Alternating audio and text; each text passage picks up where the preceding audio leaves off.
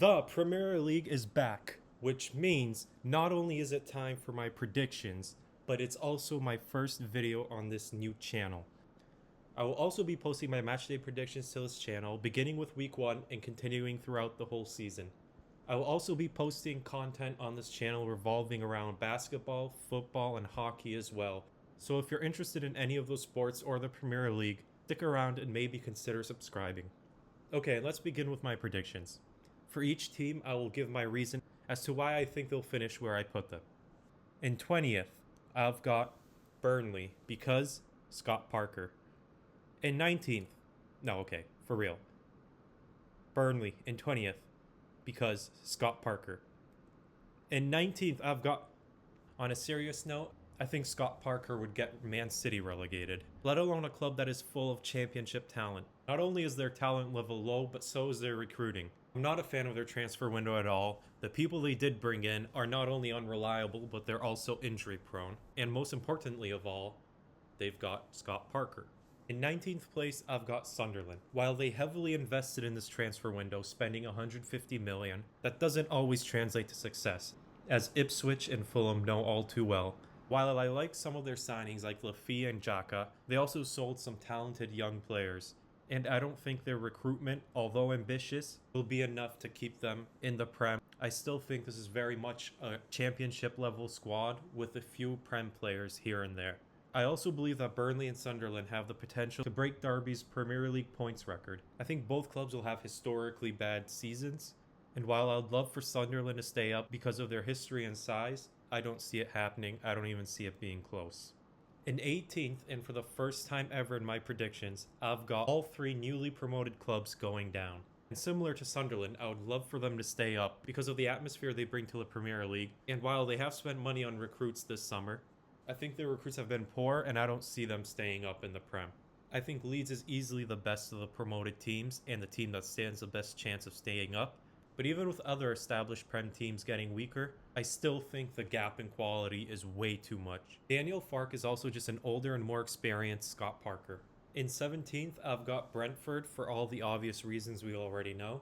They lost, in my opinion, one of the best coaches in the Prem, Thomas Frank, to Spurs. They also lost Mbeumo, which will obviously be a big loss for them.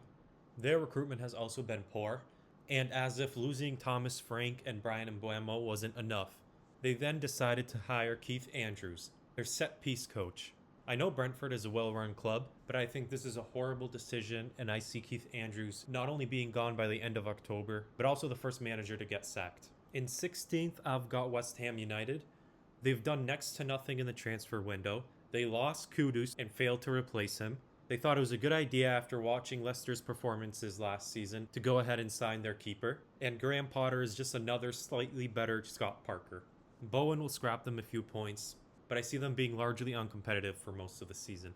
In 15th, I've got Wolves. I don't think they're as bad as some people make them out to be. And while they did lose Cunha, they've got, in my opinion, a great coach, and they were perfectly fine without Cunha during stretches of last season. I think their performances will be very mixed. One week they'll look very, very poor and you'll wonder how they're a Prem team. And then the next week they'll be an exciting football team to watch. I think they'll be just fine, and I think they'll be miles away from relegation. In 14th, I've got Fulham, and this is a tricky one for me. They've pretty much done nothing in the transfer window besides sign a 34-year-old goalkeeper. I'm a big believer in if you're not getting better, then you're getting worse. And Fulham definitely didn't get better in the summer. I'm worried I'm way off with this prediction. I can see them falling to 16th and 17th, and maybe even be in the relegation battle for parts of this season. But for now, I've got them in 14th because I believe in their manager, Marco Silva. In 13th, I've got Bournemouth, and this is another one that worries me like Fulham. They've pretty much lost their whole back line. I can see them falling down the table to 16th or 17th place. However, while they did lose most of their back four, they also went from Kepa to Petrovic in goal, which in my opinion is a massive upgrade. I believe in Areola, and I think they'll start the season off slow, but I think they'll eventually figure it out and start climbing up the table to 13th. And if Tyler Adams and Evan Nilsson can stay healthy, I think that'll be enough to help Bournemouth finish mid-table. However, they do need to strengthen in defense, whether they do that before the end of this transfer window or in January. In 12th, I've got Palace, because it's Palace. I mean, that's all I've really got to say for Palace. It's Palace. In all honesty, I could see them falling a bit lower down the table because they also do have European competition now and they're not the biggest squad. I'm surprised to see so many people putting them as high as 7th and 8th. And while I think that's realistic without European football, I think it's very unrealistic with European football, considering they also have a really small squad, but also because it's Palace. And for those reasons, I think they'll finish 12th. Also because it's Palace. In 11th, I've got Nottingham Forest. I think last season was an anomaly for Forest, and I don't see them being that good. Like Palace, they've also got European football now, and the only reason I don't have them lower than Palace is not because of squad quality, but squad size. Their transfer window is nothing to write home about, but I think they'll have just enough to finish in 11th. In 10th place, I've got Manchester United.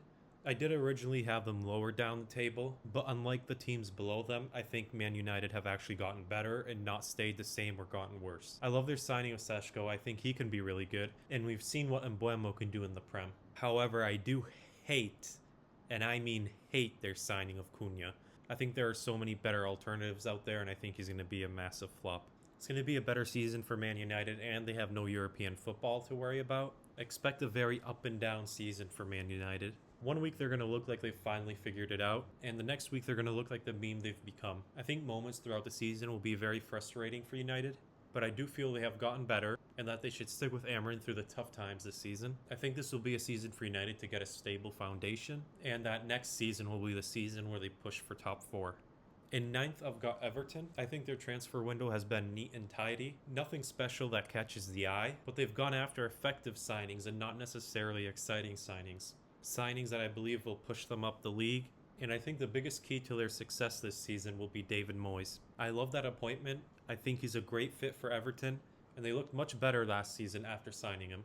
So I expect a good season from Everton, and I expect their new stadium to be a fortress, where visiting teams will struggle to pick up points. In 8th, I've got Newcastle United. They are bound to fall off this season. In the transfer window, they've signed at best average players, and I don't love all the drama surrounding Isak. Drama like that is never healthy for a team or their performances. And as much as I love Eddie Howe, there's just too much noise and negativity surrounding Newcastle at the moment. I think they'll give it a go. I think they'll have a decent run in Europe. With their ambitions, finishing outside of a European spot will be a failure of a season, but I do think that could be a blessing in disguise for them. I think they could use no European distraction for next season so that they can rebuild the squad, get over all the negativity surrounding the club right now, and so that they can fully focus their efforts on qualifying for the Champions League.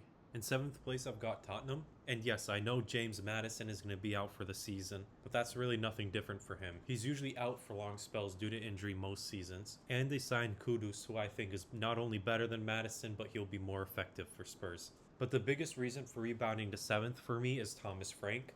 I mentioned earlier during the Brentford segment that I do truly believe he is one of the best managers in the league.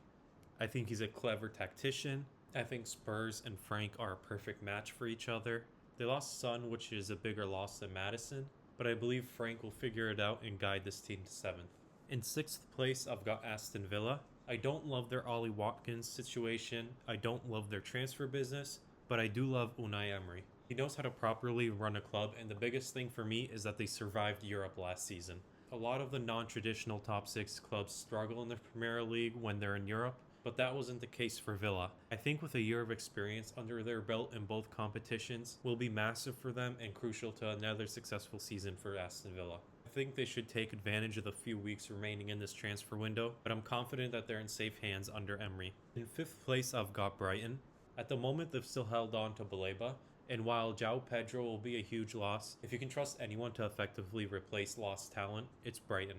They've obviously got no European football to worry about, and now they're in their 2nd season under Hörsler, so I expect them to be better, I expect better performances, and while I do expect them to be better, I think they finish 5th as a result to the competition around them, not necessarily because they're that much better.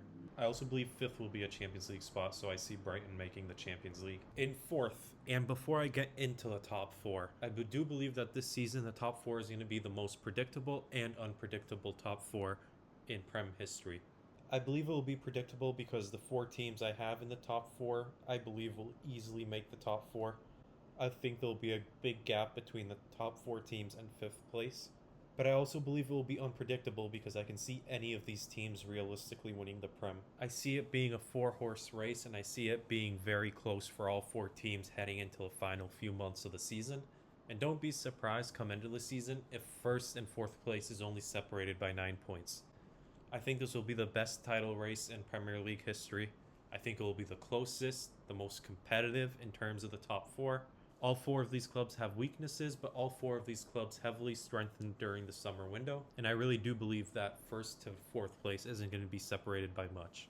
I could see 1 or 2 points being in it between 1st and 2nd, 3 or 4 points between 1st and 3rd, and I don't believe the gap from 1st to 4th will be more than 10 points. So with that being said, let's go into a specific order I believe it will finish in. In 4th, I've got Arsenal. There's really nothing negative to say about Arsenal or the other clubs in the top 4. As I said, I believe it was a successful summer for the 4 clubs in the transfer window. However, I just can't trust Arsenal. If Spurs didn't exist, Arsenal would be known as the Ballers. I think Arteta is the 4th best manager of the top 4, but also it's just Arsenal. I just can't see them winning the Prem. I don't believe it. I don't see them lifting the trophy at the end of the season. To me, it doesn't even seem like a reality. I see the race being close, but at the end of the day, it's still Arsenal Football Club, and I'll never bet my money on that club. It doesn't help that their preseason has been poor, which doesn't really mean anything come the regular season. However, for those reasons, I have Arsenal. In 3rd place, I have City.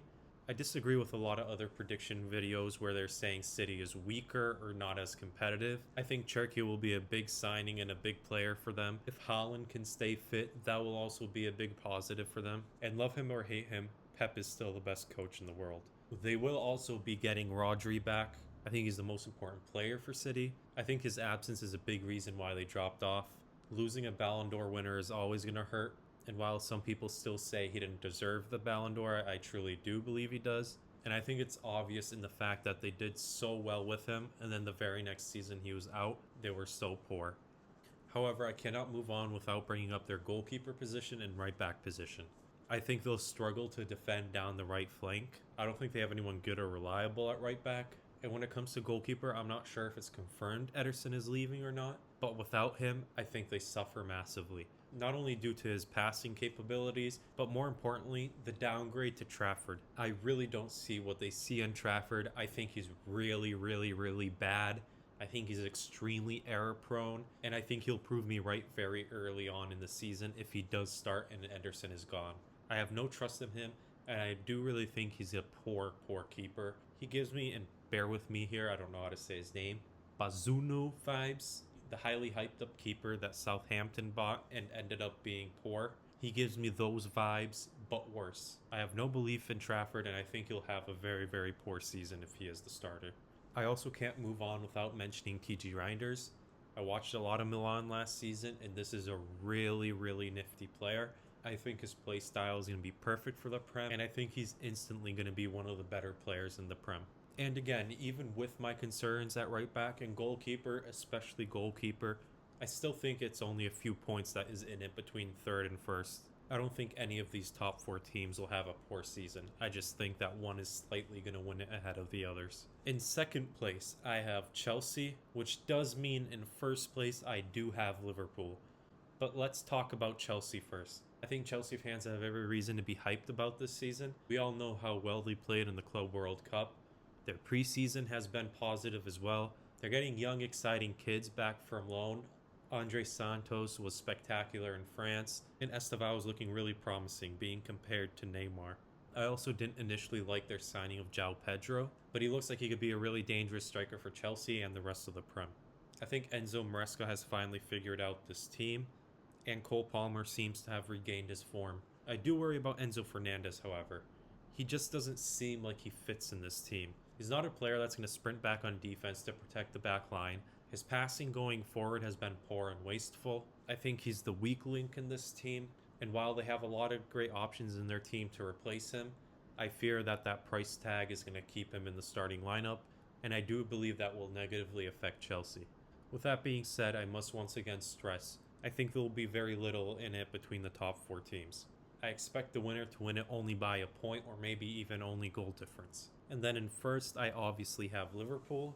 The competition around them has gotten better, but I think it will be a big failure after all their heavy investment to not repeat and win the league. Not only have they invested heavily, I love the players they invested in, all except for Ekitike. I know he scored in his Liverpool debut, but I really do believe he'll be a massive flop, and I do believe Liverpool will win the Premier League.